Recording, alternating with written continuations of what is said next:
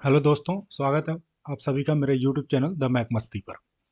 आज हम इस वीडियो के माध्यम से, जैसा कि आप सभी को पता है कि हम हाइड्रोलिक एंड हाइड्रोलिक मशीन जो हमारा सब्जेक्ट है उसको हम कर रहे हैं, क्रैश कोर्स कर रहे हैं, जिसमें हम शॉर्ट नोट्स देख रहे हैं, जिससे कि कम समय में हम अधिक से अधिक जानकारी ले सकें और अपने एग्जाम में अच्छा परफॉर्म कर सकें। ठीक है, तो आप लोग तैयार हो जाइए अपना पेन एंड कॉपी लेके। शुरू करते हैं इस वीडियो को बिना समय गंवाए हुए। जैसा कि कल आपने वीडियो देखी होगी, उसमें मैंने यहाँ तक करा दिया था आपको, एंट्रेंस लेंथ तक। उसके बाद कुछ टेक्निकल एरर आ गया था, तो मैंने वीडियो वहीं पॉज कर दी थी। आज उसके आगे हम पढ़ेंगे। ठीक है, तो एंट्रेंस लेंथ तक आप नोट कर चुके होंगे होपफुली। ठीक है, जिसने भी वीडियो मिस करा है वो जाके उस वीडियो को भी देख लें प्लेलिस्ट में। तो शुरू करते हैं। आज का हमारा जो टॉपिक है वो है laminar flow through circular pipe, और इसको हम और बोलते हैं हैगन पॉइजल फ्लो। क्या बोलते हैं इसको? Hagen Poiseuille flow. क्यों बोलते हैं? क्योंकि जो laminar flow through circular pipe है, मतलब सर्कुलर पाइप के अंदर जो लैमिनार फ्लो होता है, या अगर फ्लो का करेक्टरिस्टिक लैमिनार है, तो इसके ऊपर जो स्टडी किया था उन्होंने, किसने किया था? हैगन पॉइजली ने किया था। तो उन्होंने अपने नाम पर इसको रख दिया था हैगन पॉइजली फ्लो। ठीक है, तो क्या क्या उन्होंने इसमें एनालिसिस किया था वो हम उस पर देखेंगे, जो कि डायरेक्ट क्वेश्चन पूछे जाते हैं। ठीक है, और कई बार क्वेश्चन यही पूछा गया है कि laminar flow through a circular pipe is related to which. तो उसमें ये ऑप्शन में रहता है हैगन पॉइजली फ्लो, या फिर हैगन पॉइजली इक्वेशन, या फिर थ्योरम कह सकते हैं। ठीक है, उस पर बात होती है।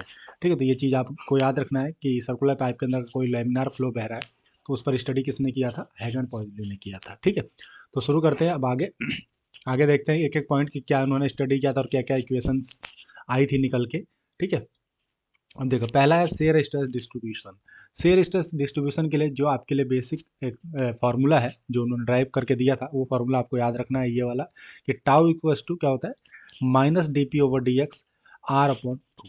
आर अपॉन टू, ये फार्मूला उन्होंने दिया था। यहाँ पे जो माइनस है प्रेशर के आगे, मतलब ये इंडिकेट कर रहा है कि फ्लो के डायरेक्शन में प्रेशर डिक्रीज हो रहा है। ठीक है, फ्लो के डायरेक्शन में प्रेशर क्या हो रहा है? डिक्रीज हो रहा है। इस कारण यहाँ पे माइनस लिया गया। तो ये फार्मूला आपको याद रखना है।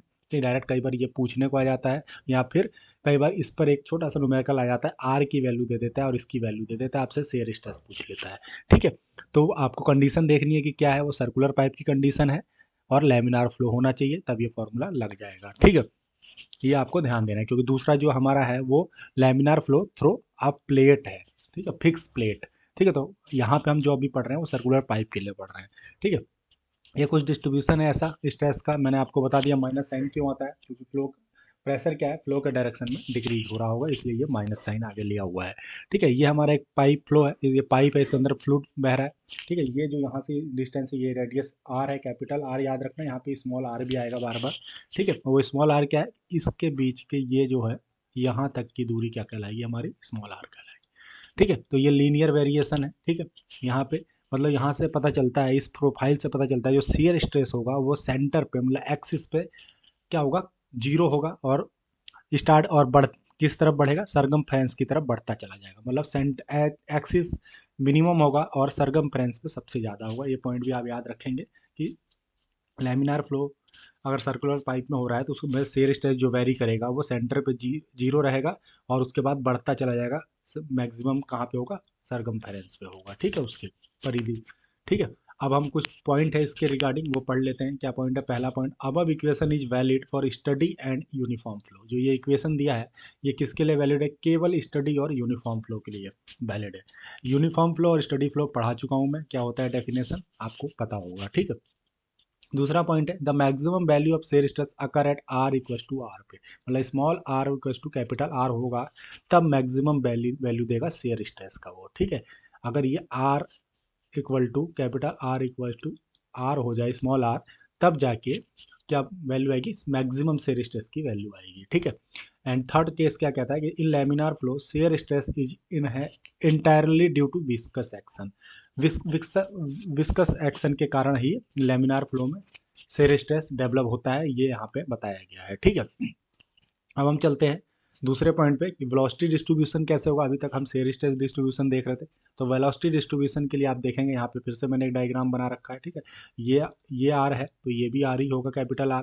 ठीक है, और मैंने अभी बताया ये क्या होगा? इतना आर, स्मॉल आर होगा। तो ये लिखा है r is the distance measure from the axis. कहाँ से मेजर किया है? इस एक्सिस से, इस वाले सेंटर वाले एक्सिस से मेजर किया है स्मॉल आर को। और यू क्या दिखा रहा है, हमारा वेलोसिटी डिस्ट्रीब्यूशन दिखा रहा है, और उसका जो फॉर्मूला होगा, ये फॉर्मूला बार बार मैं बता रहा हूँ, स्टार मार्क करके आप लिखेंगे, ये बहुत इंपॉर्टेंट फॉर्मूला है, कई बार पेपर में पूछा गया है, ठीक है। और केस आपको देखना है कि वो लैमिनार फ्लो होना चाहिए और सर्कुलर पाइप होना चाहिए, तब ये फॉर्मूला वैलिड होगा, क्योंकि प्लेट वाला भी फॉर्मूला ऑप्शन में दिया रहता है, ठीक है। अभी हम पढ़ेंगे प्लेट वाला भी। तो क्या होगा फॉर्मूला, 1/4 म्यू ब्रैकेट में minus P D P over D X, फिर capital R square minus R square, ठीक है। ये फार्मूला याद रखेंगे। ये तो हम ये वाला फैक्टर हर फार्मूले में आएगा, अभी आप देखते चलेंगे।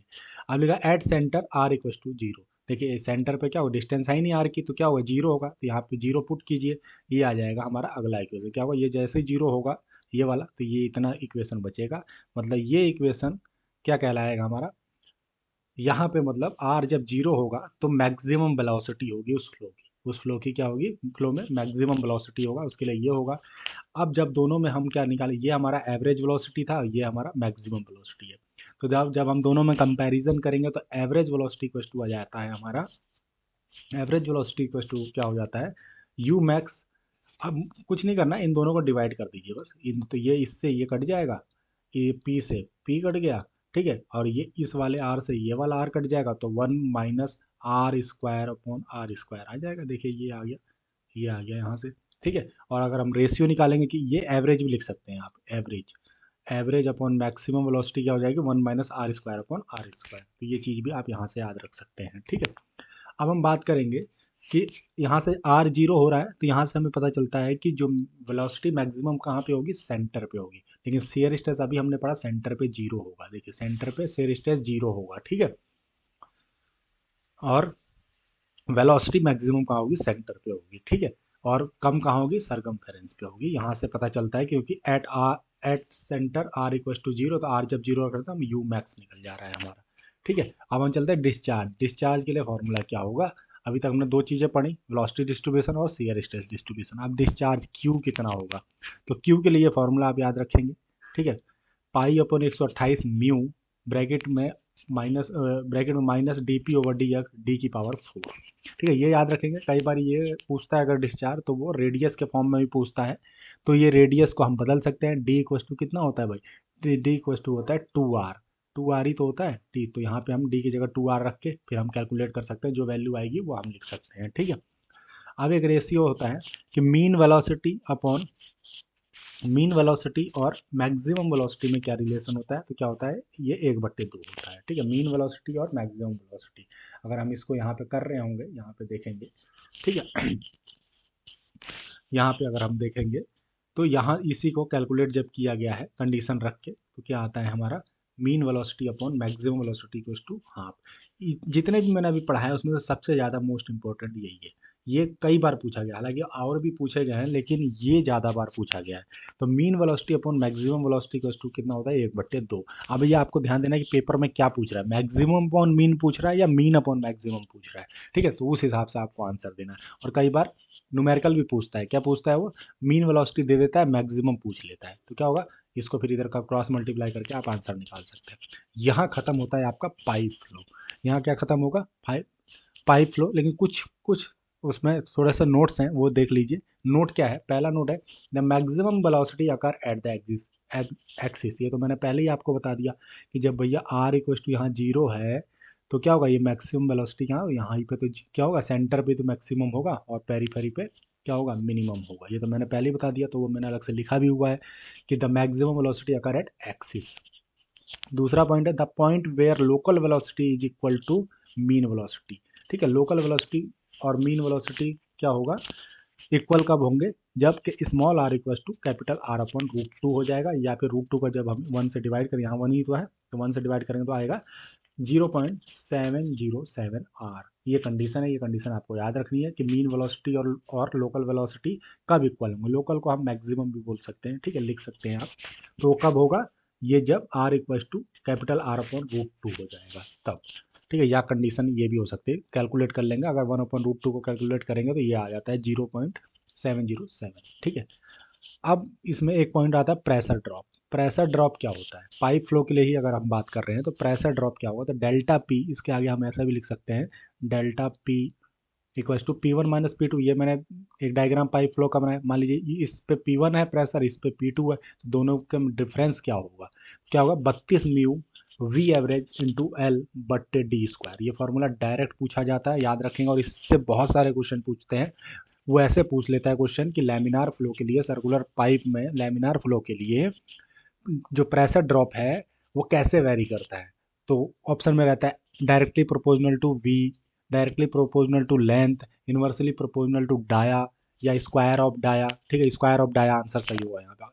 तो ये आपको फॉर्मूला याद होगा तो आप रिलेशन भी निकाल सकते हैं। तो ये कई बार ऐसे आया है, तो ये आप इसको याद रखेंगे। ठीक है, तो यहाँ तक आप नोट कीजिए, फिर आगे मैं बताता हूँ। अब देखिए, ये जो प्रेशर है इसको हम क्या लिख सकते हैं भाई? फ्लूइड के लिए प्रेशर क्या होता है? P इक्वस टू होता है, हमने बार बार पढ़ा है, जनरल इक्वेशन होती है हमारी रो जी एच, यही तो होता है। और ये एच क्या है? ये एच क्या है? Head loss. ये क्या है? हेड है, वाटर का हेड लॉस। और ये रो जी क्या है? रो जी कुछ नहीं है, ये स्पेसिफिक क्या है? स्पेसिफिक वेट है, जिसको हम डब्लू से दिखाते थे पहले चैप्टर में। ठीक है, तो स्पेसिफिक वेट है। तो जब हम प्रेशर की जगह रो जी एच रखेंगे, मतलब इसकी जगह पे क्या रख देंगे? मान लो इसकी जगह पे मैंने रख दिया रो जी एच। तो अगर एच एफ निकालेंगे तो रो क्या कहाँ चला जाएगा? यहाँ चला जाएगा। तो बस इस फॉर्मूले को भी याद रखेंगे। प्रेशर को किससे रिप्लेस किया है? इस फॉर्मूले से रिप्लेस किया है, रो जी एच से। ठीक है, हाँ मैंने लिख भी दिया है ऐसे। ठीक है, तो चीज़ें याद रखेंगे। ये फॉर्मूले से कई बार रिलेशन पूछा जाता है कि प्रेशर लेमिनार फ्लो अगर सर्कुलर पाइप में है तो प्रेशर ड्रॉप कैसे वेरी करता है? तो directly proportional to coefficient of friction, directly proportional to mean velocity, directly proportional to length of the pipe, और inversely proportional to square of the diameter. ये याद रखना है, कई कुछ भी ऑप्शन में दे सकता है, तो ये फॉर्मूले से आप याद रखेंगे।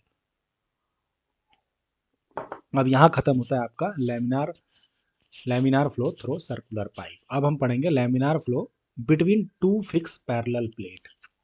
अब बात करेंगे पैरेलल प्लेट की। दो फिक्स प्लेट है, उसके ऊपर क्या नाम है, या उसके बीच में क्या होता है? फ्लो हो रहा है। यहाँ पे एक प्लेट लगाई गई है, यहाँ पे एक प्लेट लगाई गई है, इसमें ऐसे फ्लो हो रहा है। ठीक है, तो इसके लिए अलग अलग शेयर डिस्ट्रीब्यूशन है। शेयर डिस्ट्रीब्यूशन का फॉर्मूला क्या होगा? Minus D P over D x. ये तो हर फॉर्मूले में आ रहा है। ठीक है, t by two minus y, ये वाई फ्रॉम सर्कमफ्रेंस से नापा गया दूरी है, और ये टी क्या है? इन दोनों प्लेट के बीच की दूरी है। तो फॉर्मूला क्या हो जाए? एक बार और मैं आपको बता दूं, ये जो है laminar flow between two fixed parallel plate, यहाँ से क्वेश्चन थोड़ा कम पूछा जाता है। वो क्या पूछा जाता है? जो बहुत पूछा जाता है वो मैं अभी मार्क कर दूंगा। लेकिन जो ये ऊपर हमने पढ़ा, ये जो सर्कुलर पाइप से यहाँ से बहुत क्वेश्चन बनते हैं, ये बिल्कुल याद होना चाहिए आपको, सारे पॉइंट, पाँचों के पाँचों पॉइंट। ठीक है, और यहाँ से जो याद आता है वो मैं अभी मार्क कर दूंगा, हालांकि ये भी आपको याद होना चाहिए। ठीक है, तो ये फॉर्मूला आप याद रखेंगे किसके लिए? Shear stress distribution laminar flow through a fixed parallel plate. ठीक है, अब वेलोसिटी डिस्ट्रीब्यूशन क्या होगा? डायरेक्ट फॉर्मूला याद रखिए, 1/2 mu minus D P over D x t y minus minus y square. ये फॉर्मूला है किसके लिए? वेलोसिटी के लिए।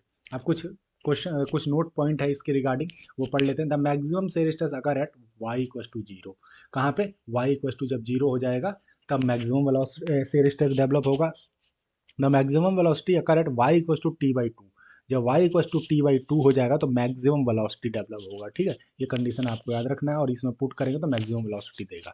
ठीक है, और जब हम उसमें पुट करेंगे तो वैल्यू हमारी ये आ जाएगी मैक्सिमम वेलोसिटी की, क्या? T square upon 8 mu. और ये फैक्टर तो बार बार आएगा क्योंकि इसको तो कोई रिप्लेस ही नहीं कर पा रहा है, प्रेशर है वो।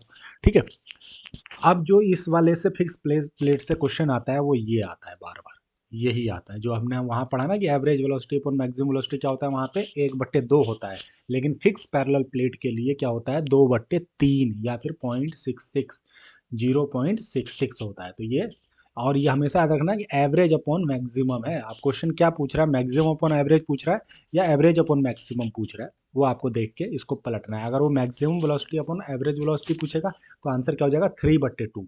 ठीक है, अगर ये एवरेज अपन मैक्सिमम पूछेगा तब हमारा आंसर होगा 2/3। और वो एक न्यूमेरिकल भी छोटा सा पूछ सकता है, हो सकता है मैक्सिमम वेलोसिटी दे दे, एवरेज वेलोसिटी पूछ ले।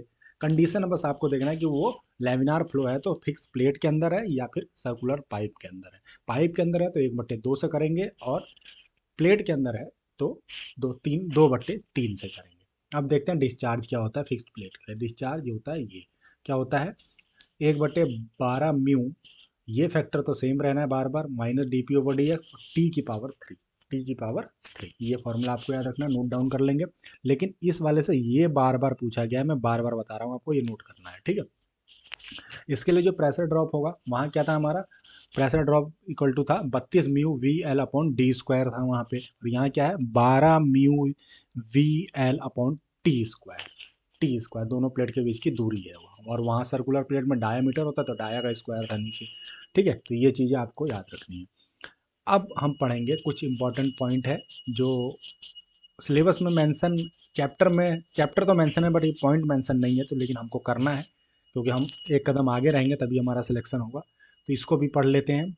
मोमेंटम करेक्शन फैक्टर क्या होता है, जिसको हम बीटा से दिखाते हैं, ठीक है। मोमेंटम करेक्शन फैक्टर, देखिए मोमेंटम करेक्शन फैक्टर जो होता है वो किसका अनुपात होता है, momentum correction factor based on actual velocity upon momentum correction factor based on average velocity, मतलब beta actual velocity upon beta average velocity, ठीक है। और उसके लिए जो फॉर्मूला हो जाएगा वो ये हो जाएगा 1/AV² integration of U² into D A, ठीक है। ये फॉर्मूला हो जाएगा इसके लिए, और ये आप याद रख सकते हैं, ठीक है। ये वाला कि क्या होगा, ये तो नाम याद रहेगा, नाम में क्या लगना, बेस्ड ऑन एक्चुअल वेलोसिटी और नीचे बेस्ड ऑन एवरेज वेलोसिटी, ठीक है। और जहाँ पे v क्या है हमारा एवरेज वेलोसिटी है, और u क्या है हमारा लोकल वेलोसिटी है, ठीक है। अब इसमें कुछ कंडीशन होता है, फॉर लैमिनार फ्लो बीटा की वैल्यू कितनी होती है लैमिनार फ्लो के लिए, बीटा क्या है हमारा मोमेंटम करेक्शन फैक्टर, तो बीटा की वैल्यू होती है 1.33। ये डायरेक्ट क्वेश्चन पूछा जाता है कई बार कि for the laminar flow the ratio of momentum correction factor based on actual velocity to the momentum correction factor based on average velocity कितना होता है, डायरेक्ट वो ये इक्वेशन लिख देता है, ये नहीं लिखता कि डायरेक्ट ये इसकी वैल्यू बताए, वो फंसाने के लिए क्या लिखता है, ये फॉर्मूला ही लिख देता है कि लैमिनार फ्लो के लिए momentum correction factor based on actual velocity to the momentum correction factor based on average velocity की वैल्यू कितनी होती है लैमिनार फ्लो के लिए या टर्बुलेंट फ्लो के लिए, किसी के लिए भी लिख देगा। अगर डायरेक्ट लिख देगा तब तो फिर तो ठीक ही है, लेकिन फॉर्मूला याद रखेंगे तो फॉर्मूला भी होगा कैसे, actual velocity upon average velocity से, ठीक है। तो कितना होता है, लैमिनार के लिए होता है 1.33, और टर्बुलेंट के लिए होता है 1.02 से लेकर 1.05 तक, ठीक है। ये वैल्यू आपको याद रखनी है। अब आता है एक और फैक्टर आता है काइनेटिक एनर्जी करेक्शन फैक्टर, जिसको अल्फा से डिनोट करते हैं हम। इसका भी फॉर्मूला सेम है, क्या है, काइनेटिक एनर्जी के ई मतलब kinetic energy correction factor based on actual velocity, भाई सेम चीज़ है, वहाँ पे भी actual velocity upon average velocity है, यहाँ पे भी क्या है एक्चुअल अपॉन एवरेज वेलोसिटी। और फॉर्मूले में क्या है, सेम फॉर्मूला है, देखिए यहाँ पे स्क्वायर है v²u², यहाँ पे क्या है u³ v³, बाकी सब कुछ सेम है, मतलब ये क्यूब है, बाकी सब सेम है।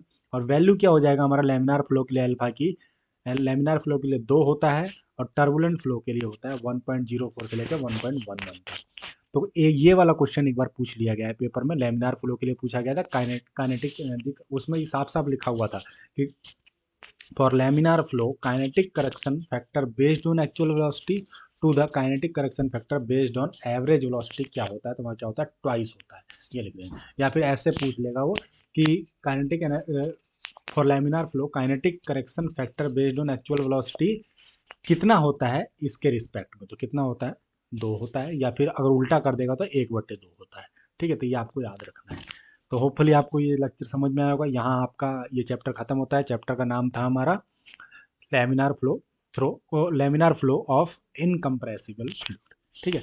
तो इस वीडियो को हम अब यही क्लोज करेंगे। अगर आपको वीडियो पसंद आई हो तो लाइक करेंगे, शेयर करेंगे, एंड चैनल को सब्सक्राइब भी कर लेंगे, और बेल आइकन भी दबा लेंगे, ठीक है, जिससे कि आने वाली वीडियो की नोटिफिकेशन आप तक जल्द से जल्द पहुंच सके। तो आज के लिए इतना ही, धन्यवाद।